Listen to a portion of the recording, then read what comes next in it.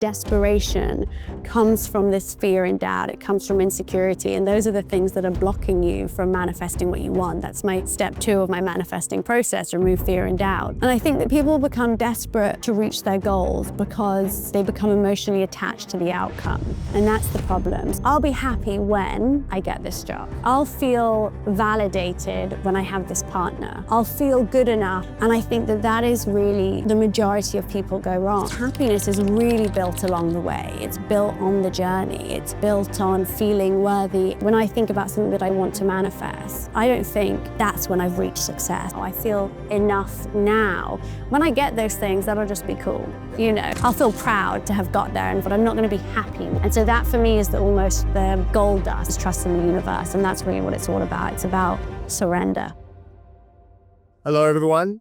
This is WoodyFM special in collaboration with the Dragonfly Summit.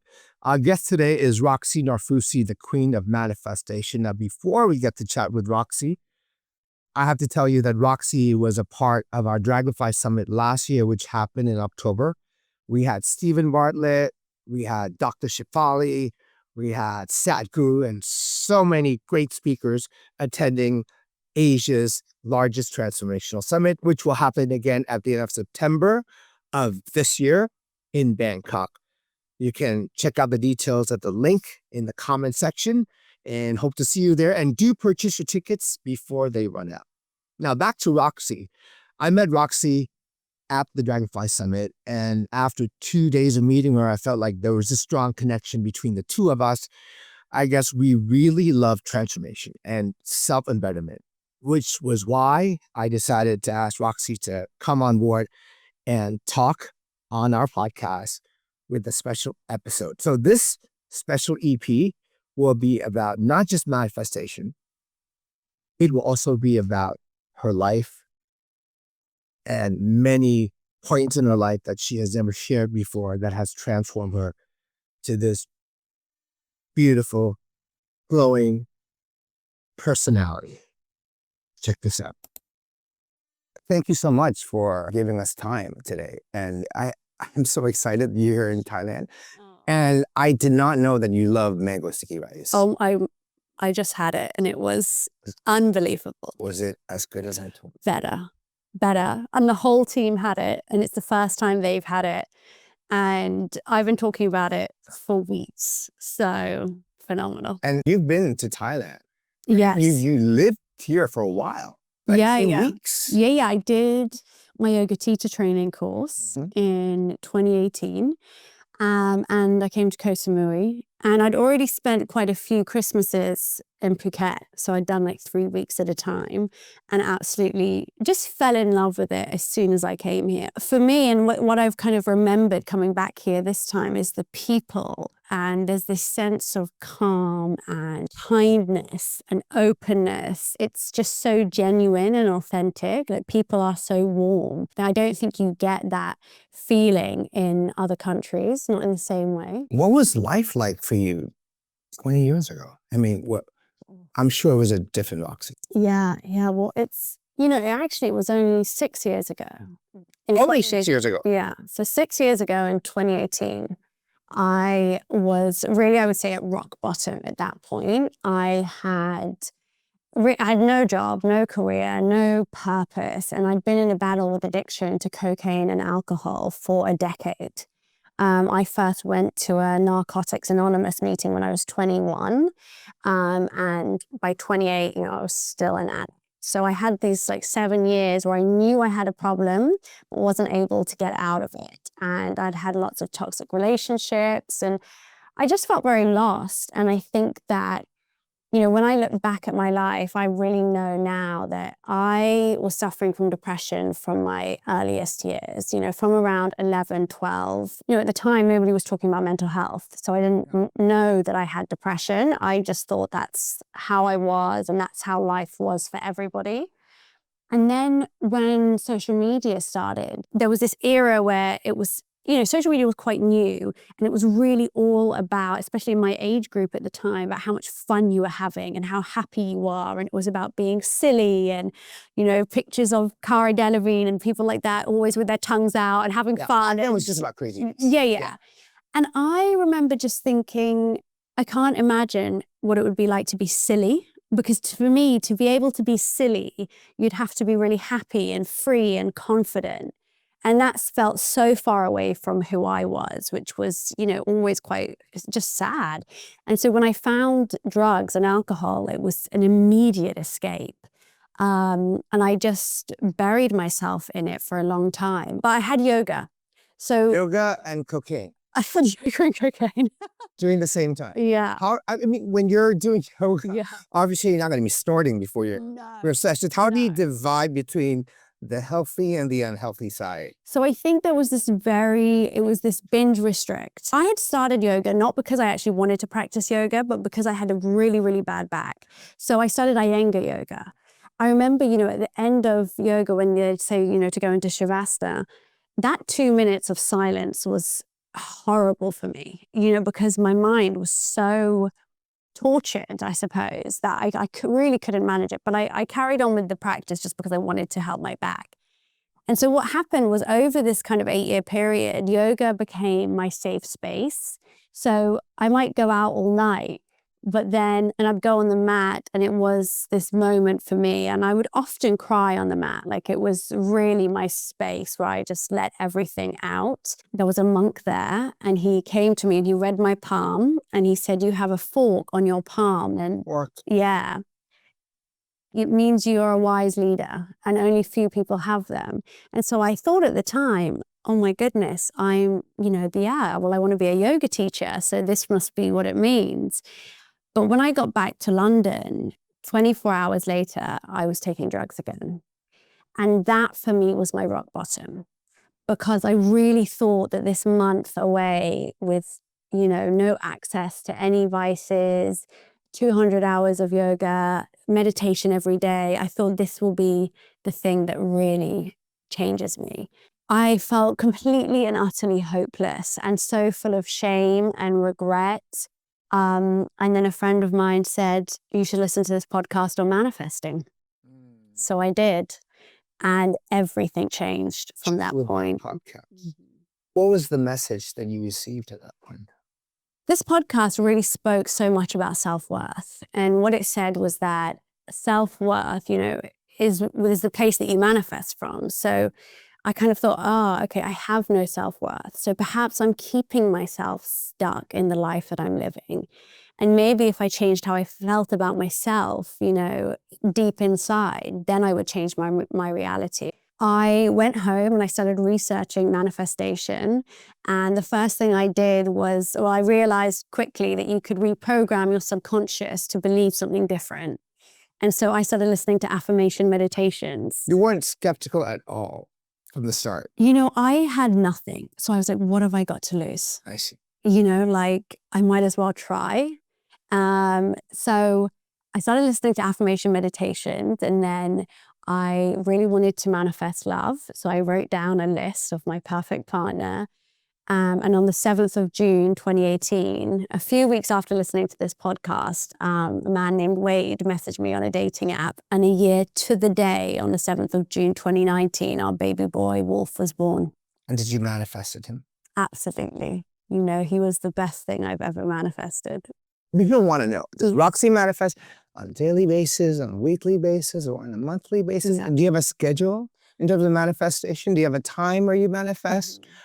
So I think it is a good question. And actually the answer is that I don't think that manifesting is a ritual. I don't think it's something you do at certain times a day or certain times of the month, but in fact, it's a way of living.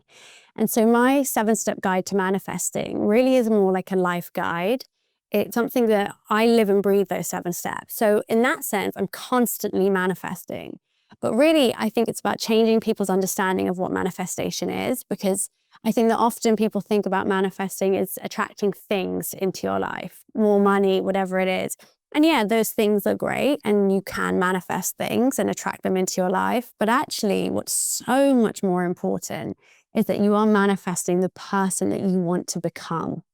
And it's about stepping into your higher self. It's about becoming the greatest, most empowered version of yourself that can exist. And in being that version of yourself, you can go after things and change your life. When do you know that you're in alignment mode?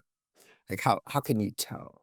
Good question. Yeah. I think that you feel a sense of ease and things seem to flow and things don't feel like a constant uphill battle.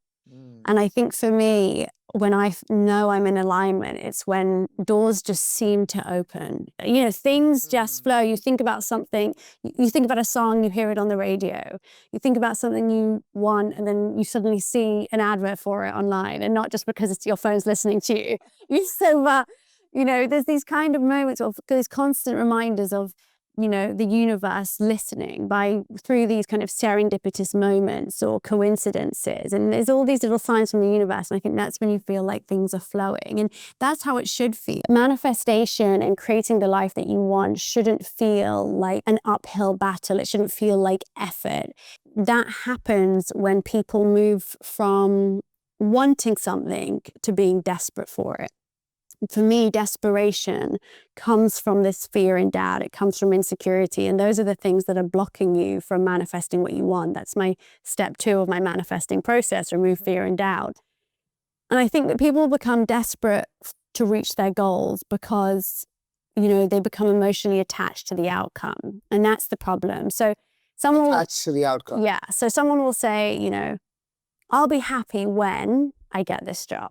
I'll feel validated when I have this partner. I'll feel good enough when. And I think that that is really where the majority of people go wrong, because reaching your goals won't make you happy. But actually, it's so much better to understand that, you know, happiness is really built along the way. It's built on the journey. It's built on feeling worthy where you are already at, you know. So for me, you know, when I think about something that I want to manifest, I don't think, oh, that's when I've reached success, or that's when I'm going to feel good about myself. Actually, I'm working on feeling good about myself now. I feel enough now. When I get those things, that'll just be cool. Yeah. You know, like I'll feel proud to have got there, and feeling proud is a great feeling. You know, it builds your confidence and self-esteem, but I'm not going to be happy when.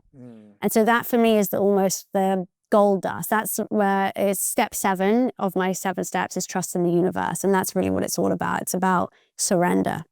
Why is it that I feel sometimes when you want to manifest in the realms of material, this big house, this yacht, this guy, girl, all that stuff, it's so challenging to attain compared to something that is just as simple as just living a happy life. I really want you to reflect upon that. I mean, you've been hearing so many cases. You've been hearing people wanting this, wanting that. Can you reflect back to us? Why is material needs a struggle for a lot of people to manifest?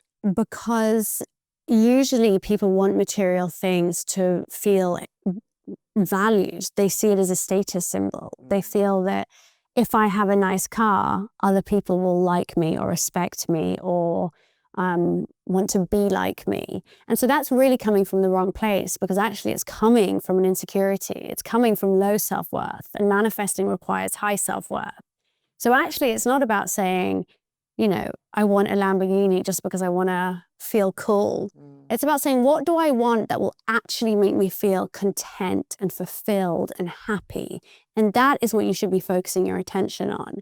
And I think, you know, I love that you've asked that question, because I think it's so important to clarify, because people will say, well, why can't I win the lottery? Like, well, why the Yeah. It's okay, what the F, right? What the F? Why do you want to? Like, how much money do you need to be happy, you know? Do you look at the views sometimes? Do you look at the likes? How do you view that? How do you live with that? How do you see that going on in the world and for yourself? Yeah. I mean, you know, it's hard because I think we suddenly have this whole new kind of vehicle for feeling like that's a popularity contest, essentially. And so I think it's funny because other people's perceptions can really distort your own self-image.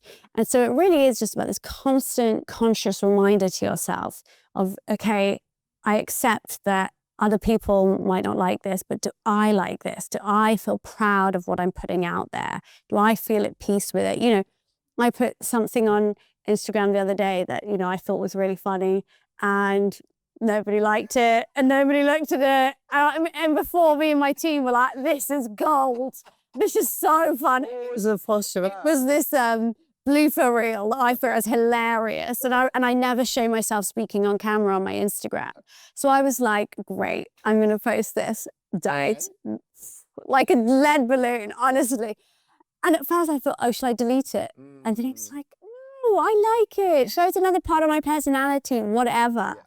You know, and I think you do need to just like keep reminding yourself of that. You are the manifestation queen, according to a lot of Asians and Thais. And I just want to tell you, your fans have been saying, "Oh, it's that manifest girl, with the orange book." I've been reading her stuff, and now she's at the summit. I told you this yesterday. I didn't know, right? So you have tons of fans here and everywhere in the world. What do you think made people be more, connected to manifestation compared to 10 years ago? Yeah. I think that there's a few things. I think one is after times like COVID, where people were left with lots of uncertainty, and that was a kind of a mad time, which we all seem to have forgotten about now. But, at the time it was really chaotic and scary and kind of wild. And I think that people really started to reevaluate their life. I think there was this kind of like universal shift in how we were feeling and what we thought about and what we were realizing what made us happy. And I think that people started to look inwards. I think they wanted to feel like they had hope, and manifesting was really about hope.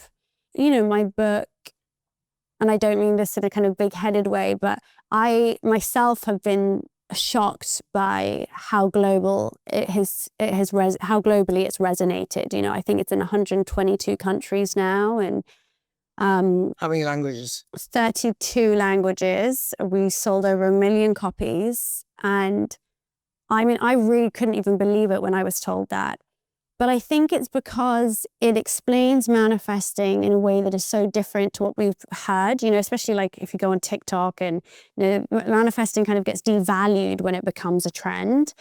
But actually what I've distilled manifesting into such an actionable and accessible way that it really becomes for everyone. It's not just for young people. It's not just for privileged people. It's for everybody. Everybody can practice these 7 steps and positively change their lives. And I think that's an incredible thing. And I feel very proud that I'm able to share it with so many people. I'm so happy for you. Do you feel happy waking up realizing that you're able to help support, change, and inspire so many lives? Yeah, I do. I feel really very proud and very, I feel I'm living my purpose. I don't, in many ways, I feel I don't know if this will sound strange, but I feel that book was almost channeled through me in some way. I wrote it in 8 weeks at my kitchen table. And you also, in terms of marketing and selling books, you're also proving that you don't need 10 years of writing to be able to reach readers around the world. Yeah. Roxie, what have you learned? What can you share? Because some people might say, "Oh, that's too late for me. I'm old. I don't want to write, or I can't make it up there. I want to be the New York Times bestseller." But, I mean, I see a lot of people telling me, "I want to be a writer," and they just don't do it because they believe that they cannot be compared to other writers out there who has 10 years or 20 years of experience. But look at you within just a few months' time. Worldwide. Yeah. What have you learned in terms of storytelling, in terms of content creation, especially as an author? Yeah, there's so many things. I mean, I love self-development, but I also love marketing and I love business and I really enjoy it. I think that firstly is write a book that you love, not that you think other people will love.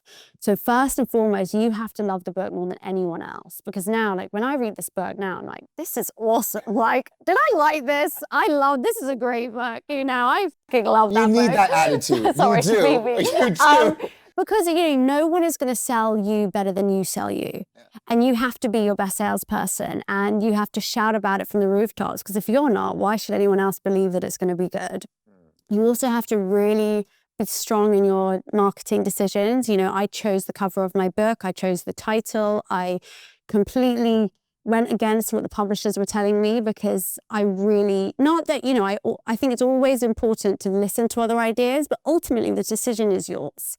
And if you think that something is going to resonate with your audience and people that you want to connect with this book, do it. Like, be brave enough to challenge people on that, and don't stop. I have probably done thousands of interviews, especially in the beginning. There was nothing that was too small.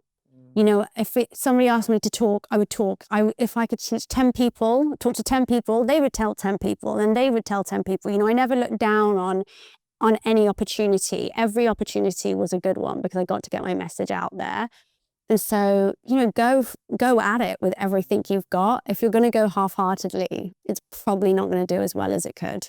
I feel like if you're on over 100% and you're just keep on walking, you will reach that goal no matter what. Yeah. And you are a proof of that. I am really sorry about your loss recently, your dad. And I wonder what you had to go through to accept that fact of how we come and we go. Yeah. I mean, I spoke to you yesterday and I realized I don't think you just discovered that truth about life and death, about passing on within just a few days ago. I think that mindset has been with you for a while. So can we talk a bit more about that? My dad was an incredibly philosophical man, and he's such an interesting character. He never experienced emotions in the same way as other people. So, that meant when I was young, he didn't show me that kind of like love and affection that a normal father probably would. And I remember at the time I used to really struggle with that, but he would talk to me instead about quantum physics and laws of business and, philosophy. And he was just so wise, and that's what he imparted on me. And he was hard on me as well. He didn't have emotions in the same way, because he viewed life in this such philosophical way. And as he got older, and I got older, I definitely respected him in a whole new way, in a whole new light. And I appreciated how hard he was on me growing up. And, he really, really drilled into us that we had to work hard, that we had to, failure wasn't an option. I appreciated what he did for us more as I got older. And then, when he got cancer 2 years ago, he really never viewed it as a poor me. He never complained. He never felt that things were unfair. He never even really seemed that bothered by it, but instead was just like, okay, what can I do? How can I research this? How can I try and overcome it? And then 6 months ago, he was told, he had 3 months to live. And I spoke to him at great length about, if he feared death and if he was scared of dying. And he told me that absolutely he was not. He was completely at peace with it. And, a big part of my personal practice is gratitude. And for me, I felt such immense gratitude that my dad was 78. He had such a long and full life. He had fulfilled what he wanted to do, which was to create a legacy, and to be able to look after his children's education and his grandchildren's education. He lived a full life, and we had time to prepare. It wasn't sudden. And I thought there are so many ways that people can go which are so tragic and awful, when it's a shock, when it's a horrible accident, when someone's life is taken from them. There are so many ways to go that actually, for him to have died from an illness at an old age and having had a full life was quite possibly the best way he could have gone. And for the first few days, it was waves of emotion. I felt very sad, of course, and I kept crying, and I thought, oh, this is what grief is. But by 3 or 4 days later, I thought maybe is something wrong with me, because I kind of feel okay.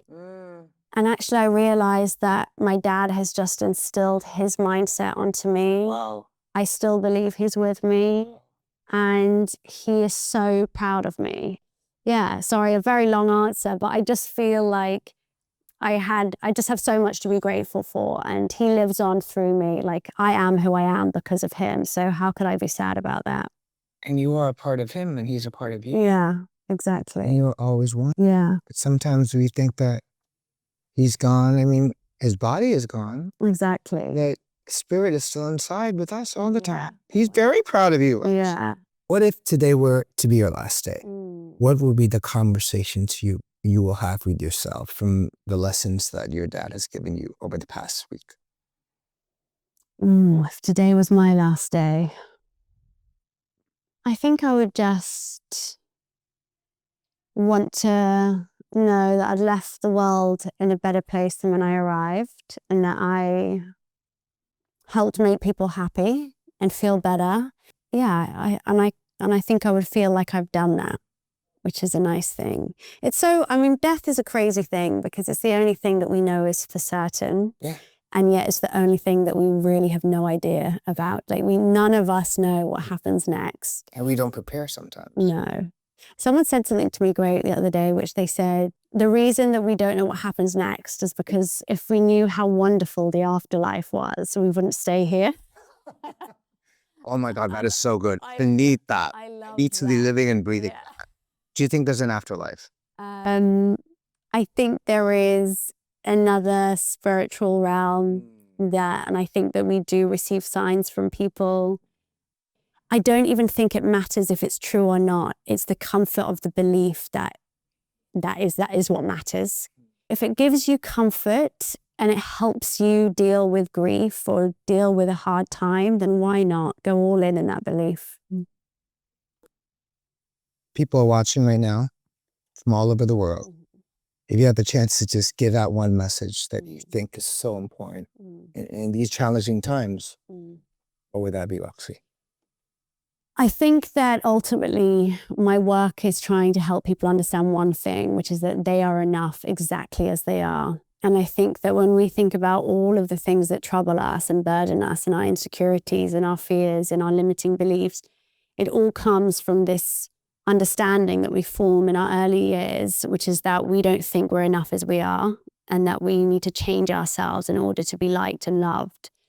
And really what I hope that everybody understands is that actually we can undo all that damage and realize that actually every single one of you is enough just as you are. Beautiful. Can I share with you something honest? Yes, please.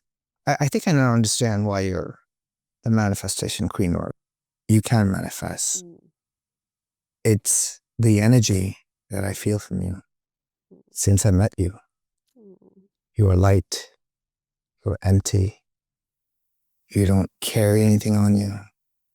You don't come with an attitude. You come with love from the start. Oh, thank you. Lots of love. That means so much. You're a ball of love, Roxie. I looked into your eyes and I've never felt love from such a human being in such a long time. Oh. And I asked myself, what is this? What is this human being coming to this summit with so much love and grace and kindness and so funny and humorous, and you're so you. And I get it now. With that energy, the vibration is always high because it's always about just being happy, okay, simple, humble. For me, when you're in that energy, anything is possible. Anything is possible. I'm so glad that I have a friend in you. Oh, That I'm so happy that we get to talk. Oh my gosh. That's so beautiful. Thank you so much, really, from the bottom of my heart. This has been such an incredible interview, and also the first time I've spoken about my dad, and I can't wait to sit next to you at dinner tonight. Oh, you're amazing. You're amazing.